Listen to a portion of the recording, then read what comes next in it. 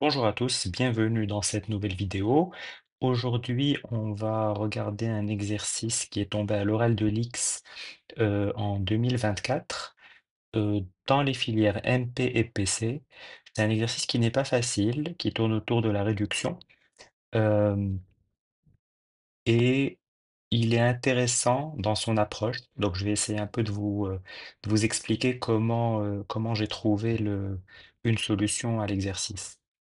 Alors, l'énoncé, on a un nombre naturel impair, A et B deux matrices de Mn de R, telles que AB plus BA égale A, et on veut montrer que A et B ont un vecteur propre commun. Ensuite, on nous demande est-ce que cela reste vrai pour n paires. Alors, quand on regarde une équation comme ça, ou une relation comme ça, AB plus BA égale A, moi au début, ça m'a rappelé l'exercice, donc ID1. Il y a un exercice où on a U rond V moins V rond U égale U, je crois. Et en fait, ça, on travaille et puis on arrive à montrer que quelque chose comme U rond V puissance K moins V puissance K rond U égale U puissance K. Quelque chose comme ça. Euh, et en fait, en travaillant comme ça, on arrive à montrer que U est nilpotent. Et donc, euh, alors je sais plus si c'est U rond VK ou je sais plus, ou c'est U rond V moins V rond UK. D'accord? Je sais plus. Mais on montre que U est nilpotent et ça permet d'avoir un certain nombre de propriétés. Là, le problème, c'est qu'avec le A plus B, B plus, AB plus B égale A, ça ne marche pas. L'idée numéro 2, c'est en jouant avec la relation, on arrive à montrer, en fait, on multiplie par A à gauche et à droite. Et donc, ça fait A carré B plus ABA. Ça vaut A carré. Et ça vaut aussi ABA plus BA carré. Et donc, on a A carré B égale BA carré. Ça, c'est vachement intéressant. On a deux matrices qui commutent. Et là, en fait, on se dit, ça y est, on y est. Mais le problème, c'est que le sous-espace propre de A carré, il est quand même. Alors, il inclut le sous-espace propre de A, mais c'est difficile. Ça, j'ai pas réussi à trouver une propriété qui permette de conclure. Et donc, voilà, là j'ai l'impression que dans l'identité initiale, il y a une propriété supplémentaire qui n'est pas, qu'on n'arrive pas à trouver avec, qu'on n'arrive pas à utiliser avec le A carré B égale B A carré. Et donc là, ben, finalement, alors en plus, moi je suis parti d'abord pour essayer de montrer qu'un sous-espace propre de A est stable. Et donc là, ça permet, comme n est impair, on se dit, ben, on va trouver une valeur propre. Mais bon, ça marchait pas et donc ensuite on part, je suis parti, pour la solution, on part en fait d'un espace de B. Alors pourquoi est-ce qu'on peut partir d'un espace propre de B? D'abord, n est impair, donc le polynôme caractéristique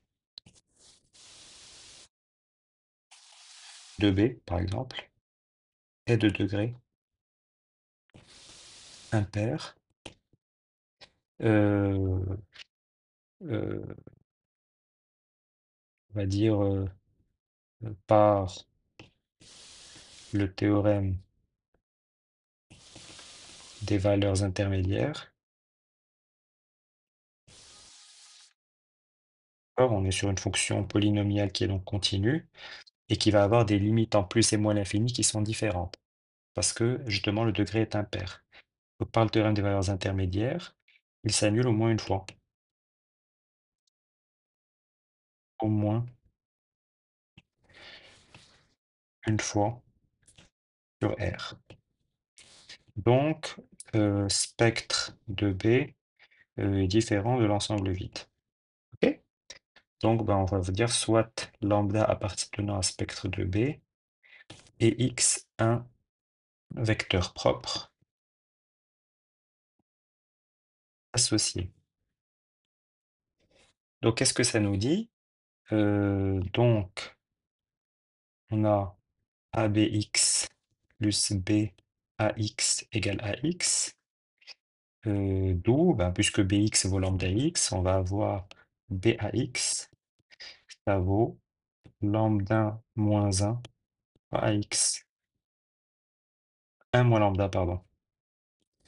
1 moins lambda AX. Ok. Donc, qu'est-ce que ça veut dire? En fait, on va avoir deux cas. AX, je ne sais pas, ça peut être le vecteur nul. Si X est dans le noyau de A, qu'est-ce qui se passe? X est non nul, ça veut dire que X est un vecteur propre de A pour la valeur propre 0, et donc on a terminé. D'accord? Donc, premier cas, si AX égale 0, alors X est un vecteur propre de A, car X est différent de 0, pour la valeur propre 0. Ça, on a fini. Deuxième cas, si AX est différent de 0, alors, alors on a montré que 1 moins lambda appartient à spectre de B. Donc si lambda est dans le spectre, alors 1 moins lambda est dans le spectre. Et ça s'applique, ça va s'appliquer à chaque vecteur x. D'accord? Soit le vecteur x est dans le noyau de A, on a terminé l'exercice. S'il n'est pas dans, et on arrête. S'il n'est pas dans le noyau de A, on a trouvé une autre valeur propre qui est 1 moins lambda. Bien sûr, 1 moins lambda, ça peut être égal à lambda. Alors justement, on a ainsi, euh, euh, si lambda est différent de 1 moins lambda, c'est-à-dire lambda différent de 1 demi, des couples d'espace propre ou oui, de couples de vecteurs propres, d'accord,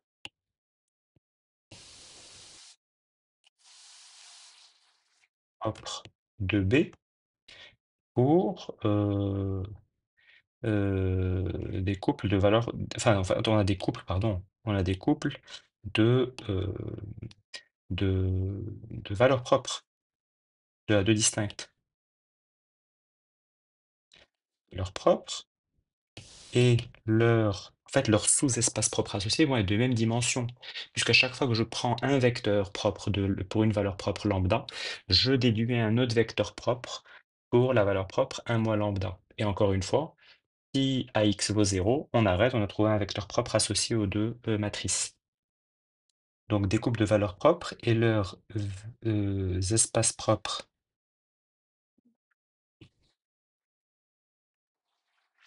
associés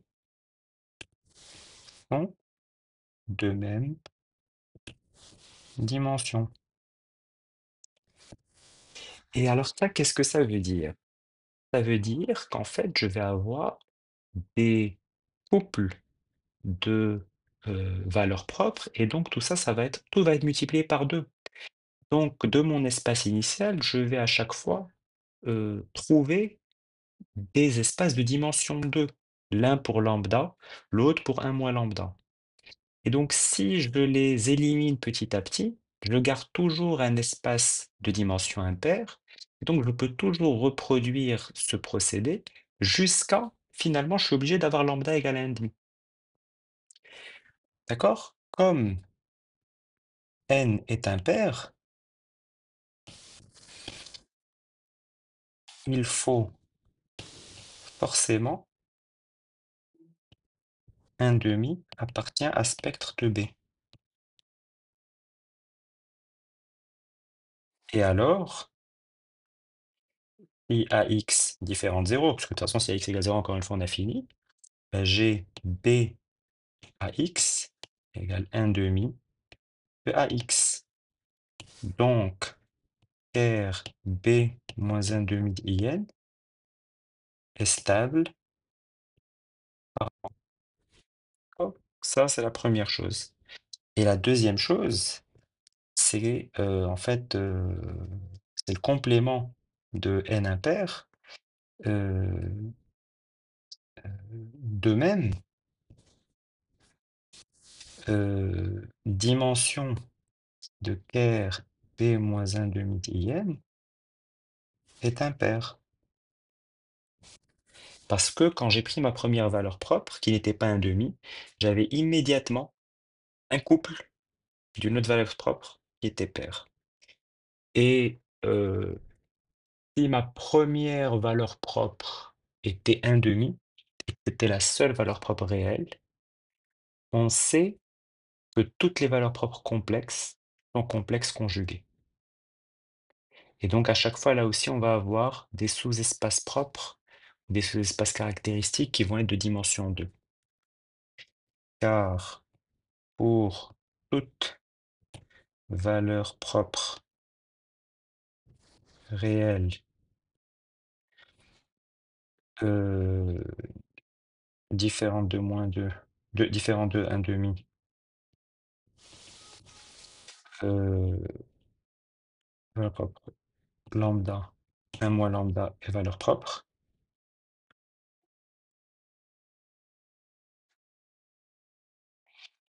Pour toute Z appartient à spectre de B dans C, Z bar appartient à spectre de B dans C avec la même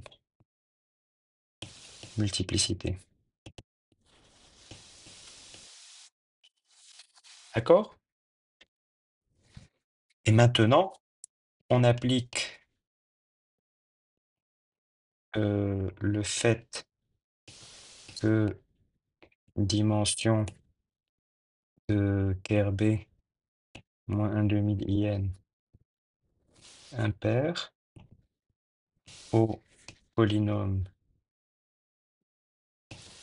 caractéristique de l'endomorphisme induit par A, d'où on obtient une valeur propre et un vecteur propre. Donc une valeur propre mu et un vecteur propre y qui vérifie,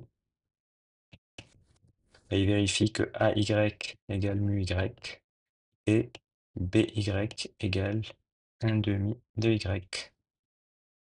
Donc Y est un vecteur propre commun à A et B.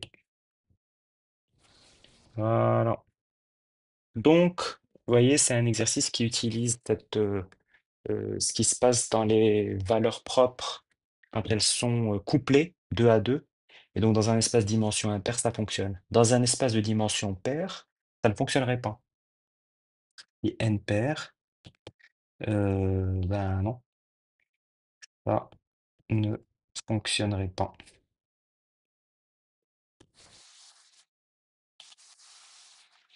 Et on pourrait très bien avoir finalement un croisement. Chaque espace propre de B envoie sur un espace propre de A pour une autre valeur propre, et ainsi de suite.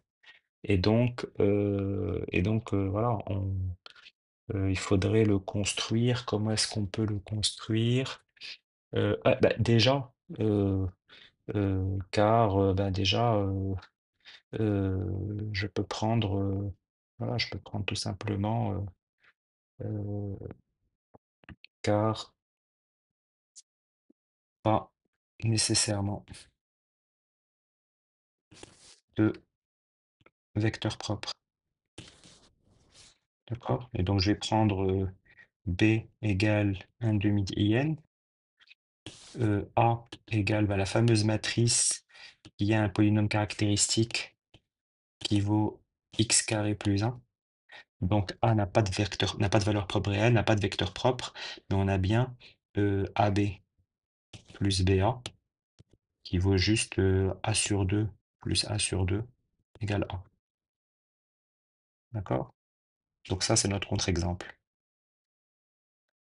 Voilà, j'espère que ça vous a plu. Un exercice qui n'est pas évident, qui demande un bon temps de recherche.